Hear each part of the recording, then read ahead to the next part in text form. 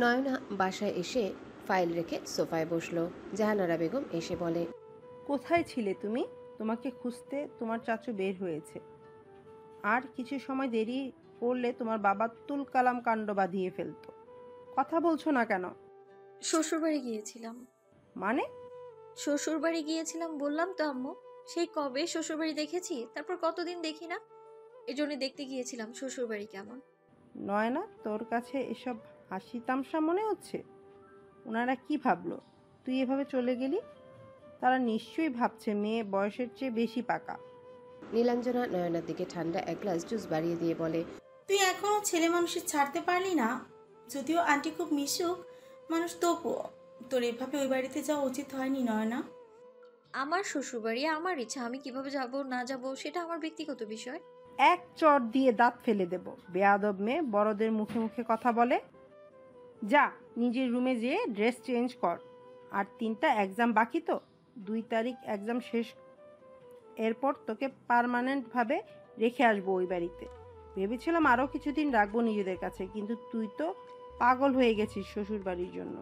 তোকে সেখানেই রেখে আসবো, তখন বুঝবি শ্বশুর বাড়ি কত মধুর। নয়না ধূপধাপ করে পা ফেলে রুমে চলে এসে দ্রিম করে দরজা বন্ধ করে দিল। রাগে ইচ্ছে করছে লম্বা চুলগুলো কেটে কুটি কুটি করে ফেলতে। আলমারি থেকে গতকালকের গিফটগুলো বের করলো, দ্রুততা আনবক্সিং করতে শুরু করলো। অনেকগুলো hair product, makeup product, chocolate, purple colour একটা সুন্দর গাউন। আন্নুর পেজ থেকে এসব এসেছে, কিন্তু পাঠিয়েছে কি? সব কিছু তন্ন তন্ন করে ঘাটতে লাগলো। একটা কার্ড পেল, সেখানে লেখা, রাঙাবো রাঙিয়ে দিও আমার শূন্য হৃদয়। অপর পাশে লেখা, আমার একটা আকাশ হোক, সেই আকাশ জুড়ে তোমার ভালোবাসার চাঁদ উঠুক। আমার একটা নদী হোক, সেই নদীতে তোমার ভালোবাসার ঢেউ হোক। আমার একটা সন্ধ্যা হোক, সেই সন্ধ্যা জুড়ে তোমায় নিয়ে গল্প হোক। নয়না কার্ডটি ছিঁড়ে 4 টুকরো করে ফেললো। মোবাইল নিয়ে সার্চ করে পেজটা খুঁজে বের করলো। 2 দিন আগের পোস্টে নয়নার চোখ আটকে গেল। সুদূর কানাডা থেকে এক ভাইয়া তার প্রিয়তমার রাগ ভাঙাতে একটা সারপ্রাইজ গিফট পাঠিয়েছে। আপুটি কত ভাগ্যবতী, এভাবেই তাদের ভালোবাসা যুগ যুগ বেঁচে থাকুক। নয়না পেজের ইনবক্সে নক করলো। আমার একটা ইনফরমেশন দরকার ছিল, কাইন্ডলি আমায় একটু হেল্প করুন। নয়না বুঝতে পারছে না জিয়ান কেন তার সাথে এরকম দুমুখ আচরণ করছে। মোবাইল অন করার সাথে সাথে অগণিত টেক্সট আর মিসড কলের নোটিফিকেশন এসেছে জিয়ানের কন্ট্যাক্ট থেকে। নয়নার মনটা বিষণ্ণতায় ছেয়ে গেল। জানালার উঠতে থাকা পর্দার দিকে তাকিয়ে বলে, ছেলে মানুষ কি কখনো এক নারীতে আসক্ত হতে পারে না? এই উঠতে থাকা পর্দার মতো তারাও কি উঠতে থাকে এক নারী থেকে আরেক নারীর মনে? জিয়ান তৈরি হচ্ছিল ফ্লাইটের জন্য। ফার্স্ট ক্যাপ্টেন সে। সব কিছু পরিদর্শন করে সবেমাত্র জুস মুখে দিয়ে ফোনটা হাতে নিয়ে দেখে নয়নাকে অ্যাক্টিভ দেখা যাচ্ছে। মনটা হঠাৎ ফুরফুরে হয়ে গেল জিয়ানের। সাথে সাথে টেক্সট করলো, হেই লিটল প্রিন্সেস। নয়না টেক্সটের দিকে তাকিয়ে থেকে চোখ ঝাপসা হয়ে আসলো। একটু পরে নয়নার ফোনটা বেজে উঠলো। রিসিভ করে কানে ধরতেই ওপাশ থেকে বলল, প্লিজ এই মুহূর্তে ঝগড়া করো না। জিয়ানের কণ্ঠে করুণার স্বর। আপনার সাথে কথা বলার বিন্দু মাত্র ইন্টারেস্ট আমার নেই। করুণা করে হলেও একবার ভিডিও কল করো। আমি তোমাকে একটাবার দেখতে চাই। কতগুলো দিন তোমাকে দেখি না। তোমাকে দেখার তৃষ্ণায় হৃদয় মরুভূমি হয়ে আছে। নয়না তাচ্ছিল্য হেসে বলে, এমন ভাবে বলছেন যেন আমাদের শত জন্মের প্রেম। আপনার মিথ্যে কথায় আমার মন ভিজবে না। ফোন রাখুন, আর কখনো আমায় কল করবেন না। আমার দেখার জঘন্য পুরুষ আপনি, ঘৃণা করি আমি আপনাকে। আর 10 মিনিট পরে আমার ফ্লাইট। দোয়া করো এই জীবনে যেন তোমাকে এই জঘন্য পুরুষের মুখ দর্শন করতে না হয়। নয়না নিম্ন স্বরে বলে, তোমার সাথে কথা না বলতে পারার যন্ত্রণা আমার তীব্র জ্বর আসুক, তবু তুমি এসো না আর কথা নিয়ে। যে কথার আঘাতে হৃদয় হত্যা করেছো, সেই কথার মোহ আমায় আর না টানুক। জিয়ান চুপ করে রইল। দীর্ঘশ্বাস ছেড়ে বলে, কোন স্মৃতি, কোন কথা বা কোন লুকোনো অনুভূতি তুমি? আমার নিঃশ্বাস, আমার বিশ্বাস, আমার চিন্তা জুড়ে তোমার বিচরণ। আমার দৃষ্টি সীমানার আড়ালে থেকেও হৃদয়ের সবচেয়ে কাছে তুমি। লাইন বিচ্ছিন্ন হলো। নয়না সেভাবে বসে আছে। বারবার জিয়ানের কথাগুলো তার কানে বাড়ি খাচ্ছে। একটা মানুষ ক্ষণে ক্ষণে এভাবে পরিবর্তন কি করে হতে পারে? অন্য নারীর সঙ্গ দিচ্ছে, আবার আমাকেও প্রেম কাব্য শোনাচ্ছে। ভালোবাসা বোধহয় বইয়ের পাতায় হয়, বাস্তবে এর কোনো অস্তিত্ব হয়তো নেই। আমার ভালোবাসা বলতে শুধু শূন্যতা পায়। অন্তর হেসেই যাচ্ছে, তার হাসি কিছুতেই থামছে না। তুই তোর দাঁত ঠিক রাখতে চাইলে হাসি বন্ধ কর শালা। আমি মুখ কই লুকাবো? কই আর লুকাবি? রাস্তায় কোনো মেয়ে পাস নাকি দেখ, তার আঁচলের তলায় মুখটা লুকিয়ে ফেল। সুমন্দির পুত, উল্টা পাল্টা বকলে তোরা এখন আরো বালির ডোবার পানি খাওয়াবো। অন্তর জাহিনের কাছ থেকে কয়েক হাত দূরে সরে বলে, আমি তোর সুমন্দি, এখনো বিয়ে করে নাই, তাই তোর সুমন্দির কোনো পুত নাই। এখন আমি কেমনে ভবিষ্যতে দাঁড়াবো? আমার কথা শোন, মনোযোগ দিয়ে শুনবি কইলাম। সোজা বসুন্ধরা সিটিতে যা, ব্র্যান্ডের পাঞ্জাবি কিন, পারফিউম তো আছেই, ঘন্টাখানেক সময় নিয়ে গোসল করবি। এরপর পাঞ্জাবি পরে পারফিউম মাখবি পুরা শরীরে। এরপর চুলগুলো স্পাইক করে সোজা ভাবির সামনে দাঁড়াবি। তারপর কবি, হ্যাঁ লিটল ভাবি, আমি আপনার হাজব্যান্ডের মতো দেখতে, কিন্তু আপনার হাজব্যান্ড না। চুপ কর শালা। ওই মাই এমনি আমার ভাই মনে কইরে এতদিনে মনে হয় ভাইয়ের সাথে ঝগড়া করে তার পিন্ডি চটকে ফেলছে। মেয়ে যে ডেঞ্জারাস। হ, সহজ সরল রেজা ভাইয়ের ডেঞ্জারাস বউ। আমি ভাবতেছি অন্য কথা। ভাবা ভাবি বাদ দিয়া সোজা সাপটা কও। বিয়ের পর তোরা এক বাসায় থাকিস না, তোদের কণ্ঠ, শরীরের গঠন সব সেম টু সেম। দেখা যাইব বউ বদল হইয়া গেছে। জাহিন অন্তরের কলার চেপে বলে, তুই সে ফাউল চিন্তা করলি কেন? তোর আমি চাটনি বানিয়ে খিচুড়ি দিয়ে খাবো। তুই আবারে ছাড়, চল আমরা একটা রেস্টুরেন্টে থেকে খিচুড়ি খেয়ে আসি। আর কেসটার তদন্তের কাজও শুরু করতে হবে। আমাদের হাতে এখন প্রমাণ নেই, সবার আগে প্রমাণ সংগ্রহ করতে হবে। নীলাঞ্জনা বালিশে মুখ গুজে কান্না করছে, মনে মনে বলে, আমি আসলে কারো ভালোবাসা ডিজার্ভ করি না। এমন সময় জাহানারা বেগম এসে বলে, নীলু, তোর শ্বশুর শাশুড়ি এসেছেন, ড্রয়িং রুমে আয় তো। মাহবুব তালুকদার, মিজান তালুকদার এক সোফায়, তার ঠিক সামনের সোফায় সৈকত সাহেব ও শিল্পী বেগম বসে আছেন। সৈকত সাহেব কিঞ্চিত হেসে বলে, আজকাল ছেলেমেয়েরা একটু কিছু হলেই ডিভোর্স পর্যন্ত চলে আসে। এরা সম্পর্ক বোঝেই না। আমরা আমাদের মেয়েকে আর আপনাদের বাসায় পাঠাবো না। আমাদের মেয়ে ভুল করেছে, সে নিজের ভুল বুঝতে পেরেছে। ঘরের মেয়ে ঘরে ফিরে এসেছে, আমরা এতেই খুশি। বিআই সাহেব, এটা কোনো কথা হলো?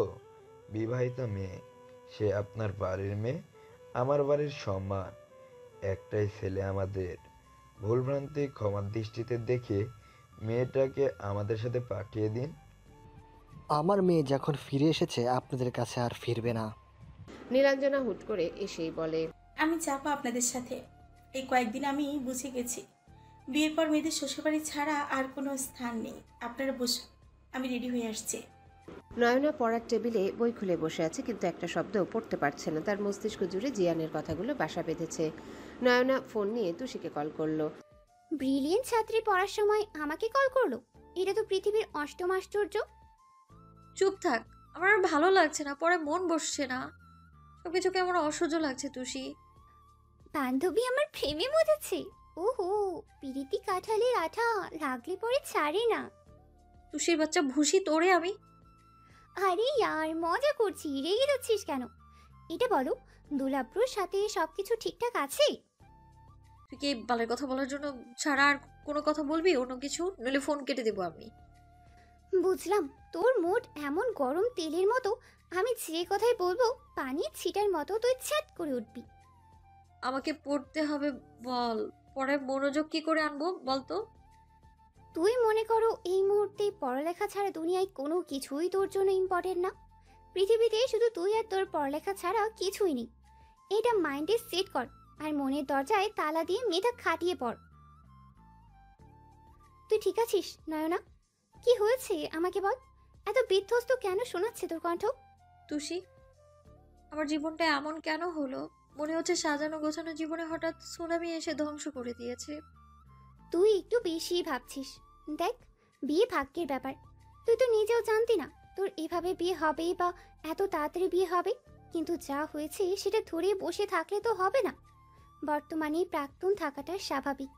বেশিরভাগ ছেলে মেয়ে বিয়ের আগে রিলেশন করে, কারোটা সফল হয়, কারোটা হয় না। দুলাব্রুর প্রাক্তন তোর আপন চাচাতো বোন, এটা তোর জন্য মেনে নেওয়া সহজ না। তবে তুই আর দুলাব্রু ঠিক থাকলে অতীত তোদের সামনের জীবনে কোনো বাধা হবে না। নয়না নিজের মনের কথা বলতে চেয়ে বলতে পারছে না। মানুষ নিজের দুঃখ কষ্টের কথা কখনো প্রকাশ করতে পারে না, চাইলেও তা শব্দ হয়ে বের হয় না। ভেতর থেকে দুঃখগুলোকে চাপিয়ে রাখে হৃদয়ে। হৃদয় দুঃখের ভার না সইতে পেরে মনে মেঘ জমায়, চোখে বর্ষণ হয়। এই দুঃখের কোনো সঙ্গী নেই। নয়না ফোন কেটে আবারও চেষ্টা করছে পড়ার। ফোনটা আবার সশব্দে বেজে উঠল। নয়না ফোনটা কানে ধরলে ওপাশ থেকে আওয়াজ আসলো, আই লাভ ইউ ডিয়ার রাঙাবু। এইটুকু মাথাতে এত এত টেনশন না নিয়ে পড়ালেখা করো, তোমার প্লেন ড্রাইভার শুধু তোমার। জিয়ানের কথা শুনে নয়না অবাক হলো। একটা মানুষ এত রূপ কিভাবে দেখায়? আপনি আমার সাথে নাটক কেন করছেন? নয়নের কথায় স্পষ্ট রাগ ফুটে উঠেছে। জিয়ান মুচকি হেসে বলে, এসব কি বলো বেব? তোমার সাথে নাটক করব কেন? তোমার সাথে তো সিনেমা করব। একদম ফাউল কথা বলে মগজ খাবেন না। ধুর বাবু, আমি মগজ কেন খাবো? খেলে তো পুরো তুমিটাকে খাবো। অসভ্য লোক। অনলি সুনয়নার জন্য আমি অসভ্য থাকতে চাই। এসব করে কি পান আপনি? আমি তো পান খাইনি বেবি। মেজাজ খারাপ করবেন না। কি যে বলো, পিচ্ছি একটা ফুলের মতো বউ আমার, তার মেজাজ খারাপ করার দুঃসাহস আমার আছে? মিস্টার চৌধুরী প্লিজ এমন দুমুখ আচরণ বন্ধ করুন। কেন আমাকে এভাবে ধোকা দিচ্ছেন? মিসেস চৌধুরী, আজ এই মুহূর্ত থেকে ক্যাপ্টেন জিয়ান রেজা চৌধুরী শুধু আপনার ব্যক্তিগত প্রপার্টি। আপনার হৃদয়ের দামে আমি নিজেকে বিক্রি করতে চাই আপনার কাছে। নয়না খট করে কল কেটে দিয়ে মোবাইল সুইচ অফ করে পড়ায় মনোযোগ দিল। বিরক্ত লাগছে এসব তার। বাসায় আরেক মেয়ে আর ফোনে প্রেম। জিয়ান মুচকি হেসে বলে, আগে কখনো ফ্লাইট ক্যান্সেল হলে বিরক্ত লাগতো, আজ শান্তি লাগছে। ডিয়ার ওয়াইফি, তুমি শুধু ক্যাপ্টেন জিয়ান রেজা চৌধুরীর। তোমার রাগকে ভালোবাসার ছোঁয়ায় গলিয়ে দেব। Just wait and see. Nazim Chowdhury জাহিনের হাত থেকে ফোনটা কেড়ে নিয়ে ছুঁড়ে মারল। বাবা, কি হচ্ছে এসব? তোমাকে আমি কতবার বলেছি আমাদের ব্যবসায় জয়েন করো। এখন আমার পক্ষে চৌধুরী ইন্ডাস্ট্রি একা সামলানো সম্ভব হচ্ছে না। এরপরেও তুমি কোন সাহসে সিক্রেট গোয়েন্দা সংস্থায় যোগ দিয়েছো? প্রথমে র্যাব হতে চাইলে আমি মানা করলাম, আর এখন এসব। বাবা, আমার কি কোনো চয়েস থাকতে পারে না? রেজা তো পাইলট, ওকে কিছু বলছো না কেন? রেজা আর তোমার জন্ম একদিন, তবে গ্রহ নক্ষত্র সব ভিন্ন। নিজেকে রেজার সাথে তুলনা করো। আমি শুধু আমার প্যাশন বেছে নিয়েছি, কোনো ক্রাইম করিনি। তোমার জন্য আমার ছেলের উপর বিন্দু পরিমাণ আঁচ আসলে আমি ভুলে যাব তুমিও আমার সন্তান। এতে আমার কি দোষ বলো? আমরা জমজ, এটা আমার অন্যায়। তাহলে লন্ডন যেয়ে প্লাস্টিক সার্জারি করিয়ে চেহারা বদল করে ফেলবো নিজের। তোমার এসব ফাউল কথা আমার সামনে চলবে না। সামনের সপ্তাহে মেহনুর আসবে, ওর সাথে তোমার বিয়ে ফিক্সড করেছি। আমি আর কোনো কথা শুনতে চাই না। ভাইয়া যা করে তোমরা সবসময় সাপোর্ট করো, তো আমার বেলায় কি সমস্যা? জিয়ান আজ পর্যন্ত একটা ভুল করেছে, সেটা হলো প্রেম। এছাড়া ও কোনো ভুল করে না। অভদ্রতা, সভ্যতা সব আছে ওর মধ্যে। আর তোমার মধ্যে কি আছে? রাস্তার ছেলেদের মতো মারামারি, বুক খোলা শার্ট, মাঝে মাঝে হাতে সিগারেটও দেখা যায়। তুমি তো এটাও ভুলে যাও তুমি চৌধুরী পরিবারের সন্তান। ছোটবেলা থেকে তোমার আর রেজার সেম চেহারার অনেক অ্যাডভান্টেজ নিয়েছো। এখন তুমি ছোট না। এসব গোয়েন্দাগিরি ছেড়ে অফিসে জয়েন করো। নাজিম সাহেব নিজের রুমে চলে গেলেন। জাহিন মিতা বেগমের কাছে এসে বলে, এসবের মানে কি আম্মু? আমি কি ছোট বাচ্চা? আমাকে যা বলবে তাই করতে হবে? ছোট বাচ্চা না, তাই তো বিয়ে ঠিক করেছি। মেহনুর ভালো মেয়ে, তাই না বলার কোনো অপশন নেই তোমার কাছে। আর যদি ভাবো বাহিরের দেশে যাবে, তোমার বাবা তোমার ভিসা সহ যাবতীয় সব কার্ড সিজ করে দিয়েছে। বড় হয়েছে, ম্যাচিউর হও। ভাই একটা টুনি মেয়েকে বিয়ে করলো, সেটা ভুল না? তোমার ভাইয়া কি করলো সেটা না দেখে আজ পর্যন্ত তুমি কি কি অঘটন ঘটিয়েছো সেসব দেখো। রাগে জাহিনের ইচ্ছে করছে সবকিছু ভেঙে চুরমার করে ফেলতে, কিন্তু সেই সাহস তার নেই, আর সেই শিক্ষাও নেই। বাবা মায়ের সাথে বেয়াদবি করার দুঃসাহস তার নেই। তাই নিজের রাগ সংবরণ করে রুমে চলে আসলো। এসেই বক্সিং ব্যাগে পাঞ্চ মারতে লাগলো। অনিকেত সায়না সামনাসামনি বসে আছে। সায়না অনিকেতের হাতের উপর হাত রেখে বলে, আমার কি মনে হয় জানেন, আমি শুধু আপনার। অনিকেত দ্রুত হাত সরিয়ে নিয়ে বলে, দেখো, তুমি আমার বন্ধুর বোন, নয়তো ঠাটিয়ে দুটো চর মারতাম। তুমি আমার চেয়ে বেটার কাউকে ডিজার্ভ করো। আমি সাধারণ একজন মানুষ, অতি সাধারণ, যার নিজের পিতৃ পরিচয় নেই। আমি আমার টাইপের কাউকে বিয়ে করব, যাকে বিয়ে করার জন্য আমার নিজেকে ছোট মনে হবে না। আমাকে বিয়ে করলে আপনাকে কেন ছোট হতে হবে? কারণ আমি অনাথ। তোমার বাসায় গেলে সবার আগে আমার বংশ পরিচয় জিজ্ঞেস করবে। আমি কোথায় পাবো বংশ পরিচয়? আমি বলবো আমি আপনাকে ভালোবাসি, এইটাই আপনার পরিচয়। পাগলামো করো না, জীবন এত সহজ না। সমাজে তোমাদের অনেক নাম ডাক, নিজের সম্মান আমার জন্য নষ্ট করবে না। আপনি আমাকে বিয়ে করবেন, এটাই শেষ কথা। করবেন মানে করতেই হবে। ভুলে গেলেন আপনার ঠোঁটে কিন্তু আমি স্পর্শ করে ফেলেছি, তাই আপনি আর কোনো মেয়ের হতে পারবেন না। আর একবার না করলে কিন্তু পুরো শরীরে টাচ করে দেব, কিন্তু তখন কিন্তু বউ আর এই জন্মে পাবেন না। অনিকেত অবাক দৃষ্টিতে তাকিয়ে আছে সায়নার দিকে। মেয়েটা দেখতে ভারী মিষ্টি, কিন্তু আমার মতো ছেলের কাছে ওর বাবা মা কিছুতেই দেবে না। সমাজে বংশ পরিচয় না লাগলেও পিতৃপুরুষে লাগে। আমার কাছে তো কোনোটাই নেই। সেবার যখন মেয়ে দেখতে গিয়েছিলাম কত ছোট করেছিল তারা আমাকে। আচ্ছা, অনাথ হওয়াটা কি দোষের? আমি জানি না কে আমাকে জন্ম দিয়েছে, সেখানে আমার দোষটা কোথায়? শায়না তুড়ি বাজিয়ে বলে, এই যে মিস্টার, কোন ভাবনার সাগরে ডুবে গেলেন? কোনো মেয়ে হলে কিন্তু তাকে আমি মেরেই ফেলবো। জিয়ান মোবাইলের স্ক্রিনে এক ষোড়শী কন্যার হাস্যোজ্জ্বল মুখশ্রীর পানে গভীর দৃষ্টিতে তাকিয়ে আছে। মনে মনে আওড়ালো, মেয়েটার চোখ দুটো আসলেই সুন্দর। এত সুন্দর দুটি চোখের অধিকারিণীর জন্য সুনয়না নামটা হয়তো পৃথিবীতে এসেছিল। মায়াবী চোখের অধিকার তুমি, আমার প্রিয়তমা অর্ধাঙ্গিনী। হঠাৎ কিছু একটা ভেবে হেসে ফেললো। প্রেমে পড়লে ম্যাচিউর পুরুষও বোকা বোকা কর্মকাণ্ড করে বসে, আর সেখানে তো বাচ্চা একটা মেয়ে, সে তো করবেই নিব্বিগিরি। কিছুক্ষণ পূর্বের কথা, জিয়ান ফ্লাইট ক্যান্সেল হওয়ায় সে মিটিং বোর্ড থেকে বের হয়ে চেয়ারে বসতেই তার ফোনে জাহিনের হোয়াটসঅ্যাপ অ্যাকাউন্ট থেকে কল আসে। জিয়ান রিসিভ করে বলে, কি ব্রো, হঠাৎ স্মরণ করার কারণ? তোমায় কল দিতে কি আমার কারণ লাগবে? তা লাগবে না, কিন্তু তুই তো দরকার ছাড়া কল করিস না। আমি প্লাস্টিক সার্জারি করিয়ে চেহারা পরিবর্তন করে ফেলবো। কি বলছিস এসব? মাথা ঠিক আছে নাকি ছাইপাশ খেয়েছিস? আমার মাথা একদম ঠিক আছে, আমি ওসব খাই না। মাঝে মাঝে শুকটান দেই, এই যে বদভ্যেস। বাবার হাতে ঝাড় খেয়েছিস, এবার কাহিনী কি? ওসব বাদ দাও, ওসব বাদ দাও, ও তো পুরোনো কথা। নতুন কাহিনী শোনো। আচ্ছা শুনছি, বল। তোমার বউয়ের নাম কি? সুনয়না তালুকদার। কেন? বউ তোমার ঝাড়ে নাই? আর বলিস না, বাচ্চা মানুষ, মুড কখন কি হয় বোঝা মুশকিল। কিন্তু এসব কথা কেন? তোমার বউ আমাকে তুমি ভেবে সে ঝাড়া ছেড়েছে, আর গতকাল তো যা হয়েছে, এরপর তোমার কাছ থেকে ডিভোর্স হয়নি। জিয়ান কিছুক্ষণ চুপ করে থেকে তোর সাথে ওর দেখা হয়েছে? এরপর কি হলো? বলে, জাহিন সবটা খুলে বলল। তুই তাড়াতাড়ি চেহারা বদল কর, নয়তো দেখা যাবে বউ বদল হয়ে যাবে। তুমি বাচ্চা মেয়ে বিয়ে করবা? আমি তো আমার কল্পনা করিনি।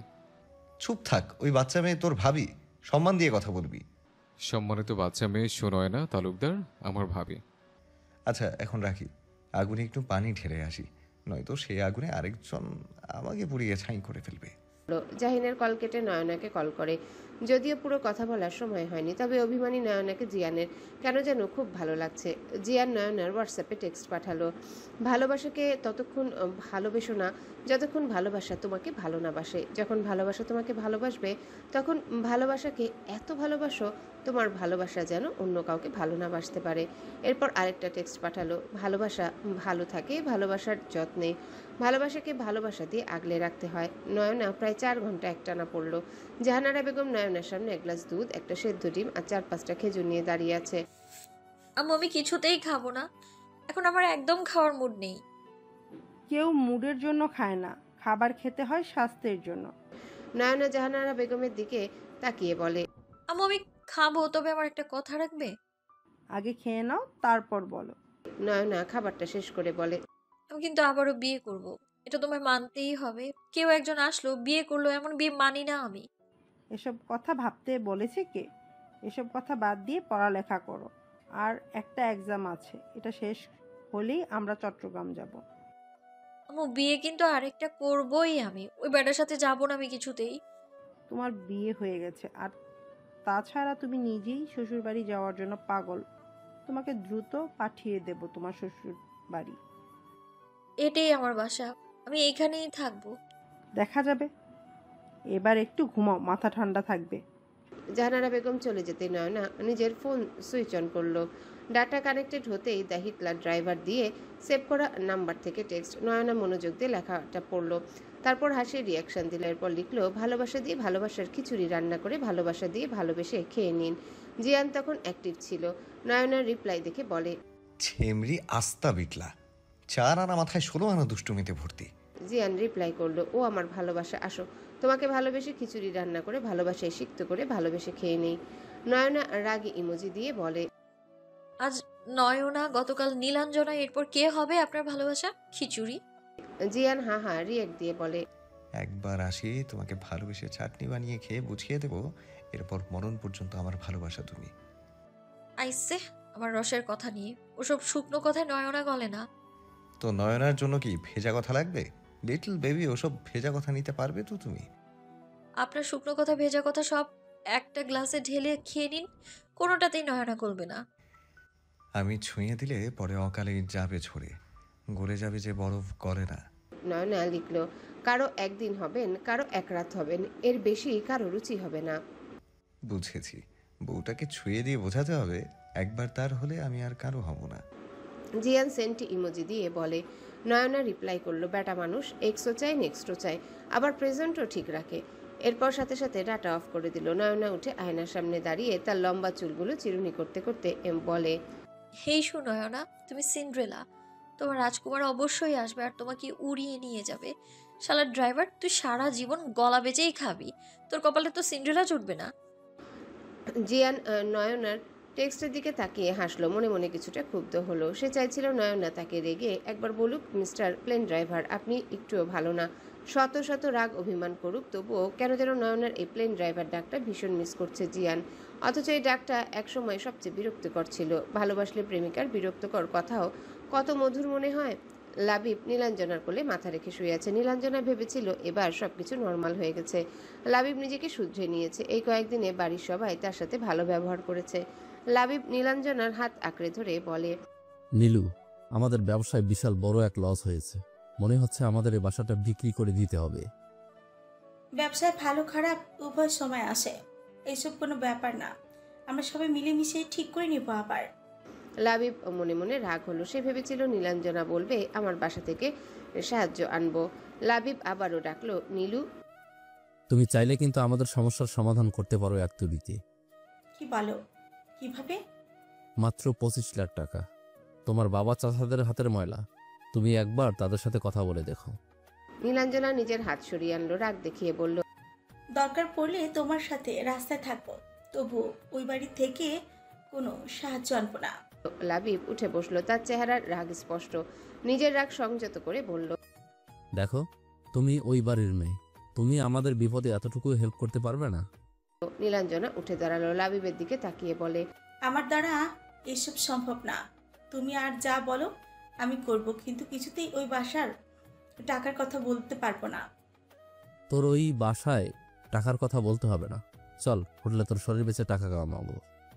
জাহিন মান্নাতের সামনে বসে আছে। মান্নাত মাথা নিচু করে বসে আছে। জাহিন শান্ত স্বরে বলল, সত্যিটা তোমাকে বলতে হবে, তো চুপ করে না থেকে সত্য বলো। আর আমি চাইছি না তোমাকে দেশে রাখতে। তোমার সব কাগজপত্র ঠিক করতে দিয়েছে, তোমাকে বাইরে দেশে সেটেল করে দিব, সেখানে নিরাপদ থাকতে পারবে। তারা কি বলো, আজান ছেলেটার সাথে তোমাদের পরিবারের কি সম্পর্ক? দেখো, তুমি আমাদের সাথে সঠিক তথ্য না দিলে আমরা তোমাকে কোনো রকম সাহায্য করতে পারবো না।